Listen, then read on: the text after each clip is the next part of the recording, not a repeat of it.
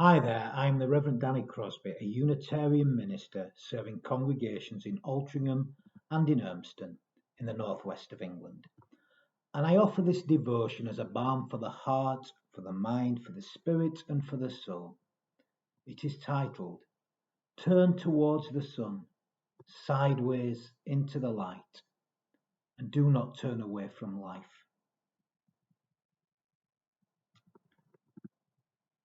A good friend Rob planted a whole load of flowers here in the gardens at Dunham Road a while ago. Gardening is a new love for him, a love born from the grief of the loss of his father, who was an early COVID death. He had nurtured the seedlings and had so many that he grew so many plants he was starting to give them away as gifts, really. He wanted some to come to the chapel gardens as the place means so much to him. As he says, it's where his soul came to life. He also wanted to thank me for helping him along the way, not least when his dad died. He planted the flowers on the second anniversary of his father's death back in the springtime, although I didn't know that until he was halfway through at the time. He just turned to me and said, touching moment, a beautiful moment. Now, many of the plants he planted were sunflowers, and some are now blooming here in the garden. Some of them need a little support, but they're really stretching out toward the sun. And I was admiring them the other morning and thinking how they always turn toward the sun, how it is a source of everything to the sunflower.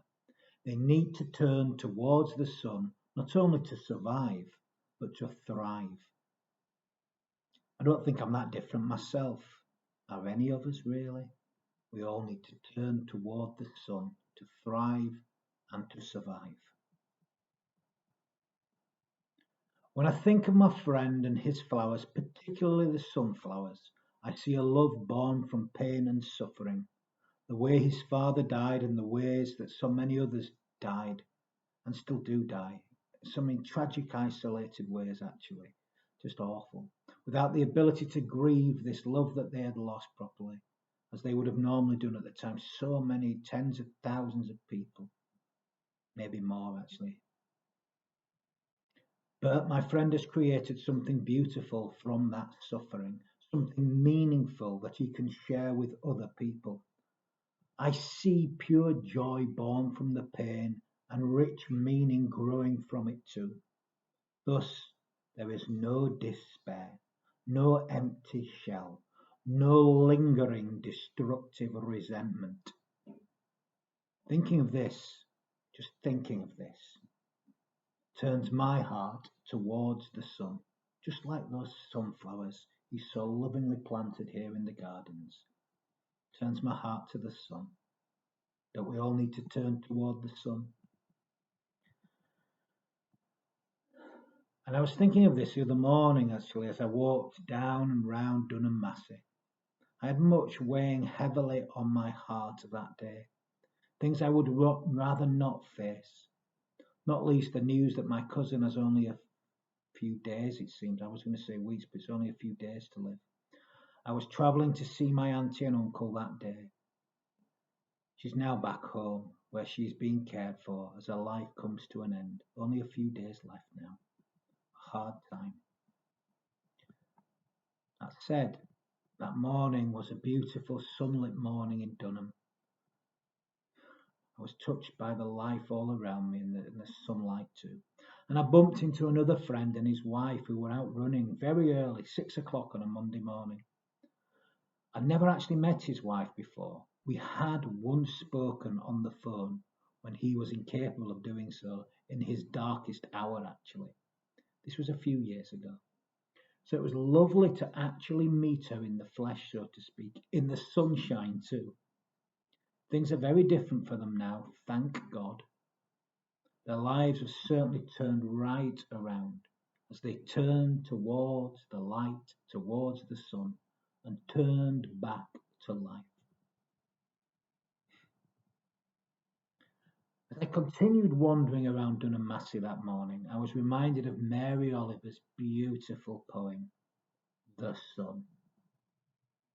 Here it is, The Sun by Mary Oliver. Have you ever seen anything in your life more wonderful than the way the sun every evening, relaxed and easy, floats towards the horizon and into the clouds of the hills or the rumpled sea and is gone? And how it slides again out of the blackness every morning on the other side of the world like a red flower streaming upward on its heavenly oils, say on a morning in early summer, as its perfect imperial distance, at its perfect imperial distance. And have you ever felt for anything such wild love?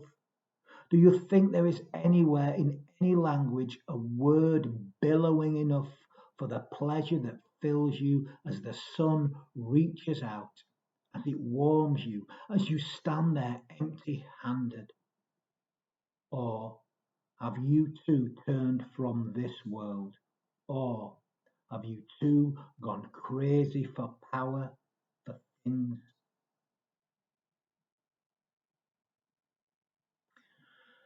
Mary had such a beautiful pastoral way about her. Her poems were very real and earthy. There were no bromides, and yet there is a deep sense of love and care and devotion to life. They are spiritual in every sense of the word. There is a sense of the sacred in everything and anything and everything she described. She reminds me how vital it is to sanctify life and let life sanctify me by simply being alive. I'm a friend and his sunflowers. I feel so carried and cared for by Mary's words in the sun, and yet brought to a halt by the final lines which ask if we have turned away from the world or gone crazy with power for things, for both will be destructive. It matters how we live in this world and how the world lives in us. It really does, you know. It matters how we turn in life. Is it in love towards the sun? Or do we turn away from life, or perhaps even worse, get so crazy with power we try to destroy everything in our way? As I continued my walk round Dunham that morning, I was reminded again of another poem of Mary's. I thought of my friend and his flowers as I remembered just a few lines from Mary Oliver's morning poem. Every morning the world is created under the orange sticks of the sun, the heaped ashes of the night turn into leaves again and fasten themselves to the high branches. How important it is whenever the pain gets too overwhelming, when, to quote another line from that poem, that heavier than lead feeling comes. How important it is when this happens that we keep on turning back to life, that we do not let our ego control our lives, or the lives of others, that instead we turn to life and play our role in everything. After all, this is what life needs, and in so doing, meaning always emerges right there in those ashes, in the ashes of suffering. Meaning comes to life again in the suffering and the pain, and despair is dispelled. Walking in nature brings solace to me. It is not the answer to the troubles both close at hand and in the wider world, but my heart and my soul needs it in order to return to whatever is my responsibility. For in so doing, joy is born deep in the heart, even in the very real suffering.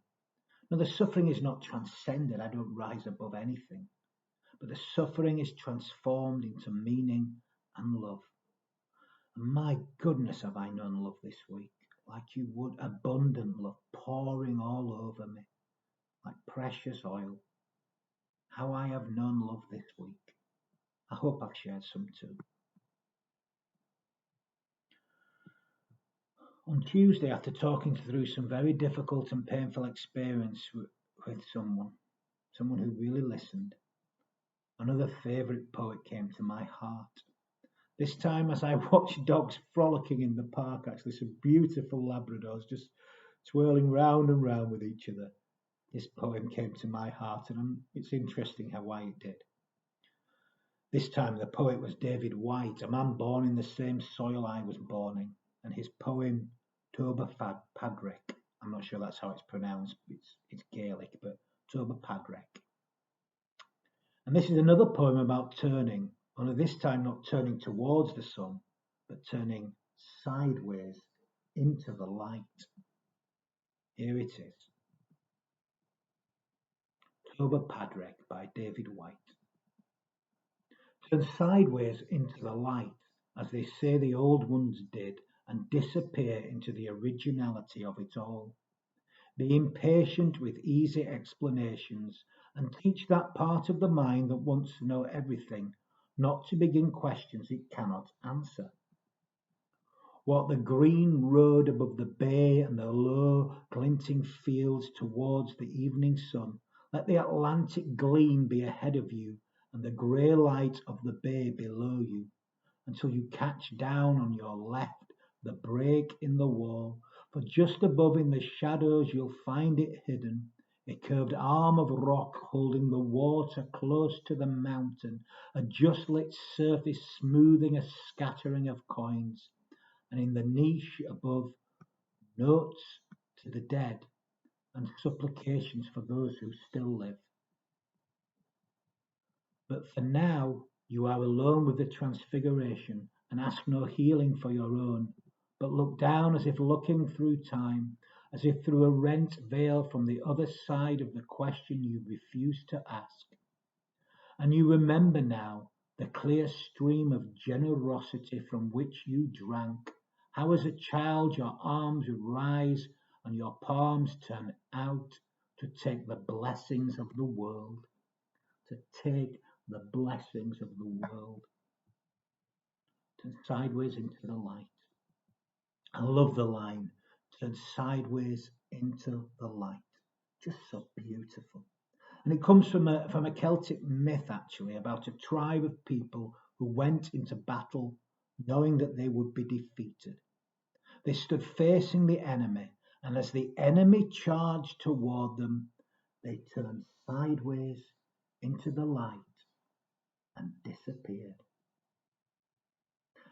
Now, there's much more to the poem that you've just heard, but maybe I'll talk about that another day. There's so much more to talk about. I keep talking forever, as you know.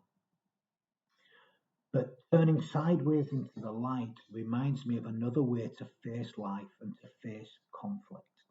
It reminds me that in war, no side wins. Yes, okay, no one wins in war. Yes, okay, one side may lose a little more than the other, but no side actually wins. Everybody loses in war, just one side might lose a little bit more, but nobody wins. We need to stop thinking that way, really. It's so destructive. There is so much conflict in life, and the conflict grieves my heart. I was reminded of this last Monday, and I shared deeply about it on Tuesday. It grieves my heart. To turn sideways into the light, though, suggests another way, a way that is relational, what Whyte would call conversational. Think more about that next time, though. You do not have to have the confrontational conversation that those who come towards you might want from you. No, you can turn down another path. You don't have to go down the path that the antagonist wants you to go down. You do not have to live on their terms. Turning sideways into the light is basically another way of saying what Jesus taught in Matthew chapter 3, verse 38. But I say to you, do not resist the evildoer. Love your enemies and pray for those who persecute you. Turning sideways into the light is like turning the other cheek. In so doing, the hatred and the aggression is both transformed and disarmed. That's what these teachings are about. It's about disarming aggression and violence, almost by embarrassing them, really. But it's something that takes real deep courage, not bravery, courage which comes from the heart, and it takes integrity, deep rooted integrity. It's a shift of consciousness akin to Gandhi on those salt marches. But in so doing, we transform suffering.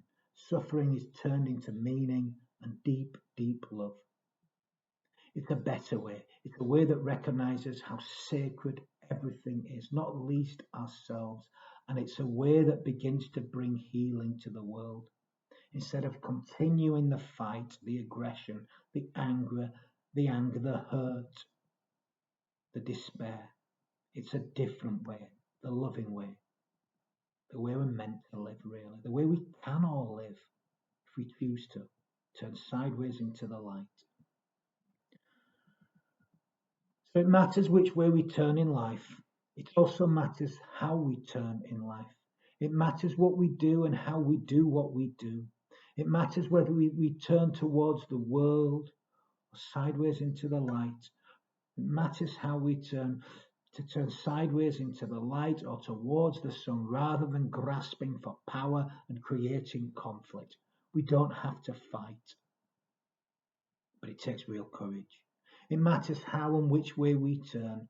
I prefer to be a sunflower, always turning toward the light, toward the warmth of the sun, rather than someone who charges towards others, charges towards everything head down, causing destruction. But if I turn sideways into the light, in so doing, it enables me to turn to life in a more loving way, in a meaningful way, the way the world needs. So I keep turning sideways into the light, turning towards the sun, turning towards love. But it's a curious phrase to turn or to turn again or even to return, don't you think? Now, did you know that to turn or to return was the original meaning of the religious word conversion? It meant to turn or to return. Conversion is rooted in the Latin word convertere, which meant to turn around, to transform. It literally meant that. So that's what it means to be converted. It's the beginning to turn in a new direction, I suppose. Born again is a really religious way of saying it. Today I choose to turn towards the light and not turn away from life. And in so doing, whatever suffering is there begins to be transformed into love, and in so doing, meaning emerges. Thus, there is no despair. It is dispelled, it's despair. And you know what? I felt this powerfully all week long. I felt it powerfully right down in the core of my being. And no doubt this is why I have known joy. It's just burst out of me despite the very real suffering. I felt it walking round Dunham Massey this morning. I was singing the joy of living to myself in all of life's mystery. And my goodness, isn't life mysterious? The light just came in then.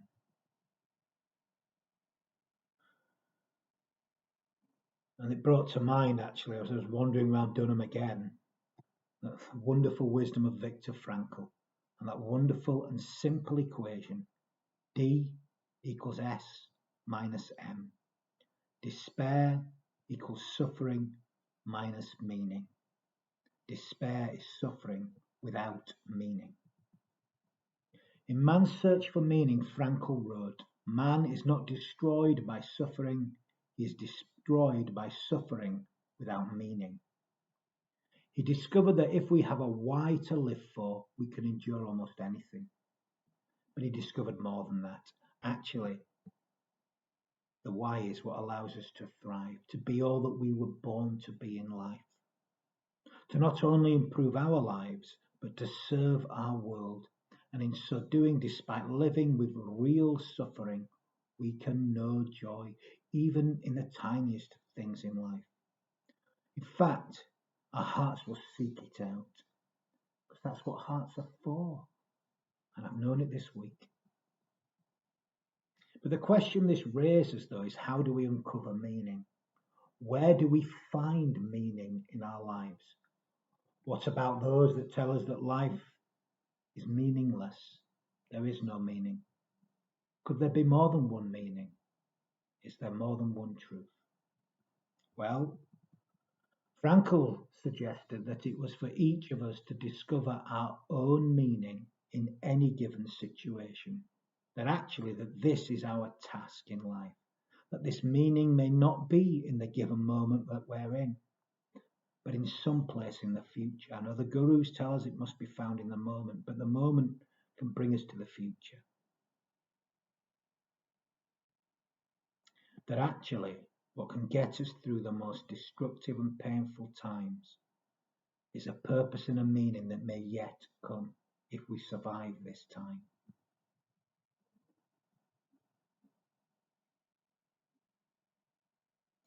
So what are the things that hold and sustain you when life seems too much? Frankl's equation, remember it. D equals S minus M. Despair is suffering without meaning.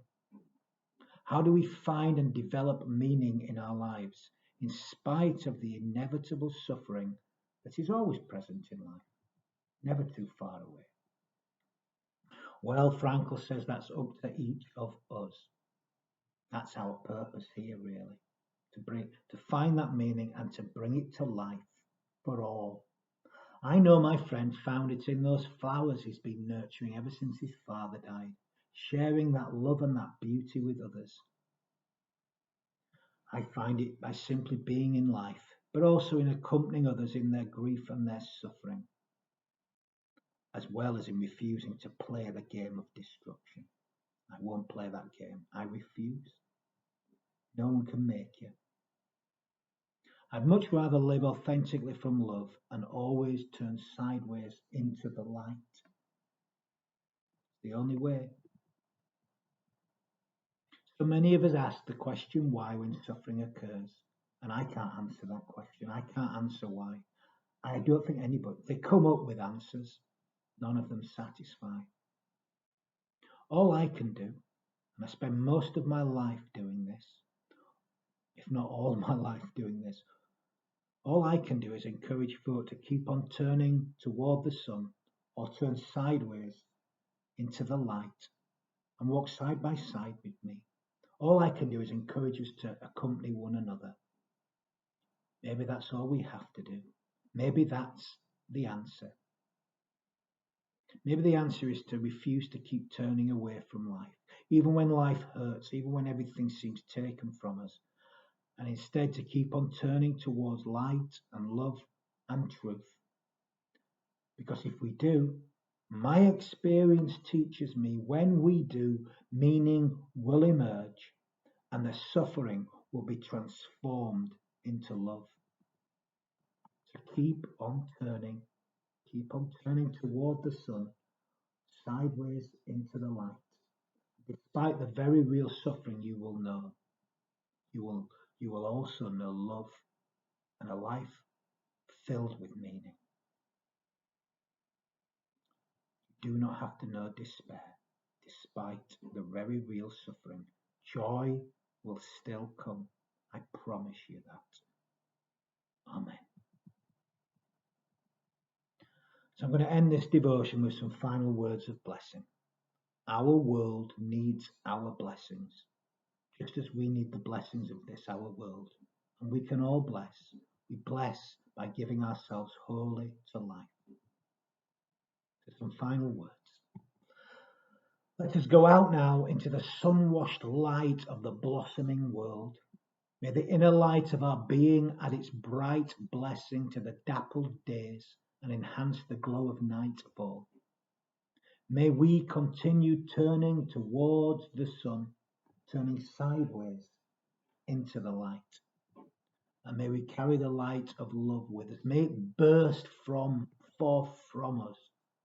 And may we do so in all that we feel, in all that we think, in all that we say, in all that we do. Let's go in the light of love, dear friends. Let's walk together hand in hand. Amen.